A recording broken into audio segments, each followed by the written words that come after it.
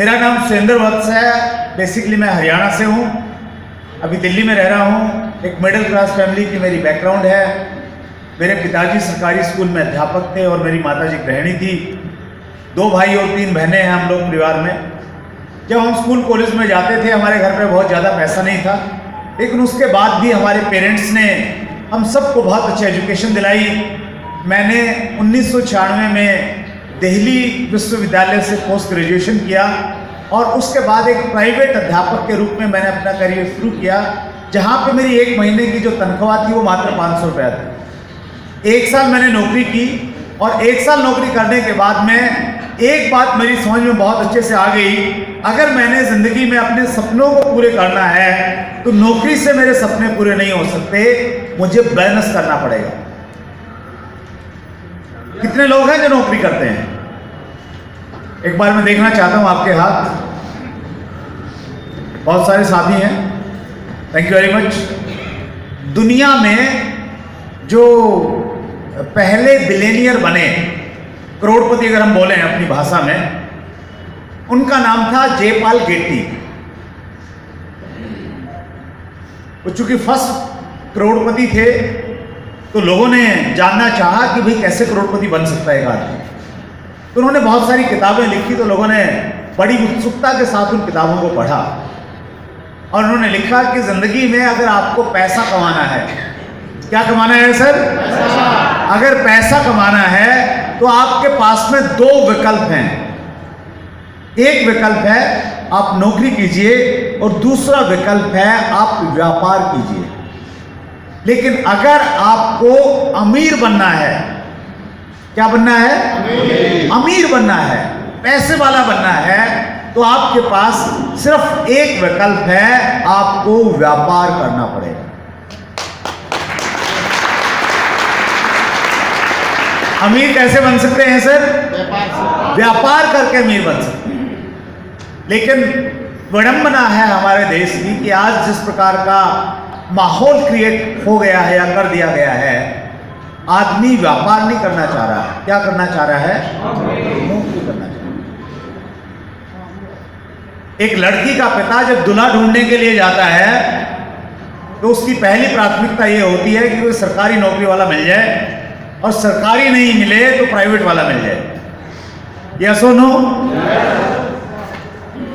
Jaipal Getty ने कहा था कई 100 साल पहले कि अमीर बनना है तो नौकरी करना पड़ेगा, और आज भी ये बात उतनी ही सही है जितनी 100 साल पहले थी। सहमत है आप मेरी बात से? नौकरी का निर्माण इसलिए नहीं किया गया है कि हम एक लग्जरी लाइफ जिए, अपितु नौकरी का निर्माण इसलिए किया गया है हम जिंदगी भर पत्नी के ताने सहते रहें और कंप्रोमाइज वाली जिंदगी काटते रहें। मैं माफी चाहता हूं कुछ लोगों से जो नौकरी करते हैं,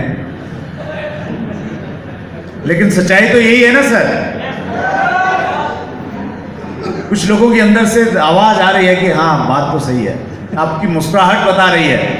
और मैं बहुत कॉन्फिडेंस के साथ में इसलिए कहता हूं क्योंकि हमारा जो पूरा परिवार है, जो फैमिली बैकग्राउंड है, वो नौकरी वालों की बैकग्राउंड है। कभी किसी ने कोई व्यापार नहीं किया था जीवन में। मैं शायद एक ऐसा पहला व्यक्ति था जिसने एक सही तरीके से बिजनेस में आया, पढ़ाई लिखाई करने के बावजूद भी। ये ऐसा माना जाता था कि भाई व्यापार तो मतलब ऐसा है उन लोगों का जो पढ़ाई लिखाई नहीं करते हैं, कुछ नहीं किए तो चलो व्यापार करने चले जाते हैं। हम लोग थोड़ा सा बातचीत करेंगे कि हम लोग अगर वास्तव में चाहते हैं कि हमारा देश प्रगति करे, और हम बात करते हैं बार बार कि भारत सोने की चिड़िया था और हम लोग दोबारा इसे सोने की चिड़िया बनाएंगे, हम लोग वहाँ पे जाएंगे, वो तभी संभव है जब हमारे दिमागों के अंदर से ये चीज़ निकलेगी कि नौकरी जिंदगी में आगे बढ़ने का रास्ता नहीं है, अपितु व्यापार और एंटरप्रेन्योरशिप एक ऐसा माध्यम है जो हिंदुस्तान को दोबारा वही हैसियत, वही रुतबा दिला सकता है जो कई 100 साल पहले था। भारत दोबारा सोने की चिड़िया बन सकता है, इतनी क्षमता हमारे देश में। तो मैं नौकरी कर रहा था, मैंने डिसाइड किया कि मैंने बिजनेस करना है। समस्या ये थी कि बिजनेस क्या किया जाए। मैं गांव से शहर में चला गया, मेरे मामा जी वहाँ ठेकेदार थे, उनके साथ मैंने कुछ दिनों में काम किया। फिर एक नया बिजनेस उन दिनों शुरू हुआ था, केबल टीवी का बिजनेस। जिसमें छत के ऊपर में हम लोग छतरी लगाते थे जिसे डिश एंटीना कहते थे, और डिश एंटीना से हम लोग 4-5 चैनल दिखाते थे, एक VCR रखते थे, उस पर एक फिल्म दिखा लेते थे और 150 रुपया एक घर से हम लोग ले लेते थे। तो वो नया नया काम था, बड़े जोश के साथ में मैंने उसको शुरू किया केबल ऑपरेटर के रूप में, और बड़ा अच्छा खासा पैसा भी वहाँ से आने लग गया था। लेकिन पैसा तो आ रहा था, लेकिन संतुष्टि नहीं थी वहाँ, और संतुष्टि न होने का बड़ा कारण ये था कि वहाँ टाइम फ्रीडम नहीं थी। रात को 10 बजे भी लोगों का कॉल आता था कि केबल खराब हो गया, अभी ठीक करना, तो जाना पड़ता था। तो एक मेरा नया ड्रीम पैदा हुआ वो काम करते करते कि जिंदगी में मैंने पैसा तो कमाना है, व्यापार भी करना है, लेकिन ऐसा व्यापार जिसमें पैसा भी हो और टाइम फ्रीडम भी हो, समय हो जिसे मैं अपने तरीके से इस्तेमाल कर सकूं। मुझे नहीं मालूम था उस समय कि direct selling concept, Asim business एक ऐसा प्लेटफॉर्म है जो आपको पैसे के साथ में टाइम फ्रीडम दे सकता है, लेकिन मेरे दिमाग में चल रहा था सब। और एक कहावत है, इंग्लिश में कोटेशन है, where there is will there is way. जब आप सोचते हैं तो रास्ते आपको मिल जाते हैं। तो उसी दौरान मेरे एक बड़े नज़दीकी दोस्त ने मुझे फ़ोन किया और फ़ोन करके बोला कि आप आज शाम को मेरे घर पे आइए, आपसे खास बात करनी है।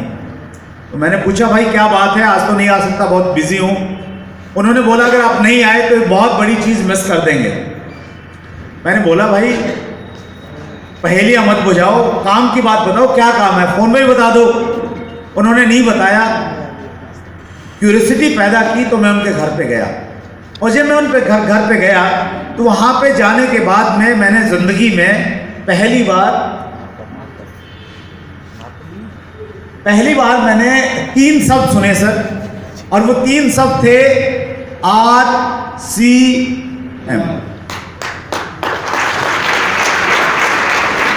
ये जो थैंक यू वेरी मच, ये जो 3 शब्द हैं सर, RCM, यहाँ लिख देता हूँ मैं, RCM, इन 3 शब्दों ने मेरी पूरी जिंदगी को बदल दिया है। हेलो, और मैं आपको भरोसा दिलाता हूं कि जिस दिन इन 3 शब्दों पे आपका विश्वास हो गया, अटूट विश्वास, मेरी जिंदगी 10 साल में बदली, आपकी जिंदगी 5 से 7 साल में बदल सकता है।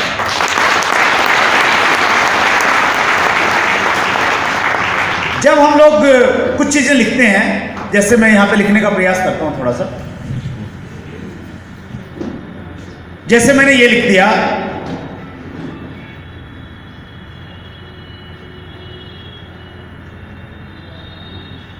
ओम। कहीं भी जब हम इसे लिखा हुआ देखते हैं तो एक अलग तरह का भाव पैदा होता है, यस और नो? या जब हम लोग ये 3 शब्द लिखे हुए देखते हैं, 3 ये अक्षर लिखे हुए देखते हैं, 786 786, या फिर हम एक ऐसा सिंबल देखते हैं,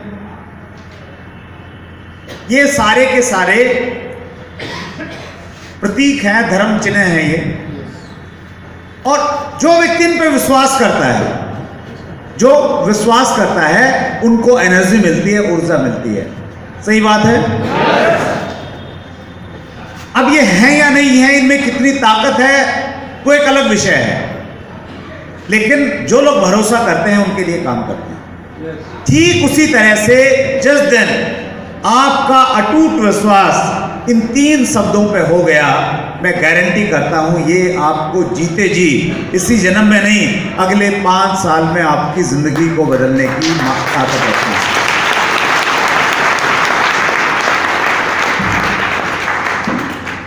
अगर आप किसी भी धर्म से संबंध रखते हैं और अगर आपका अपने धर्म पे आधा अधूरा सा विश्वास है तो बात बन जाएगी सर? मतलब माला किसी की फेर रहे हैं और दिमाग में कोई और चल रहा है तो बात बनेगी? नहीं बनेगी। कब बनती है बात? एनर्जी कब मिलती है, ऊर्जा कब मिलती है आपको? तब मिलती है जब आप विश्वास और श्रद्धा के साथ में किसी चीज का इस्तेमाल करते हैं। Right sir? तो मैंने भी ये किया कि जब से ये 3 शब्द मेरी जिंदगी में आए, RCM, धीरे धीरे मैंने इस कॉन्सेप्ट के विजन को समझा और इन 3 शब्दों पे मैंने विश्वास किया, मैंने कमिटमेंट किया अपने आप से कि मैं जिंदगी भर आरसीएम के साथ मैं जुड़ा रहूंगा, आरसीएम से कभी अपनी जिंदगी से अलग नहीं करूंगा। और उसी का परिणाम ये है कि मैं डायमंड के रूप में आपके बीच में आ गया।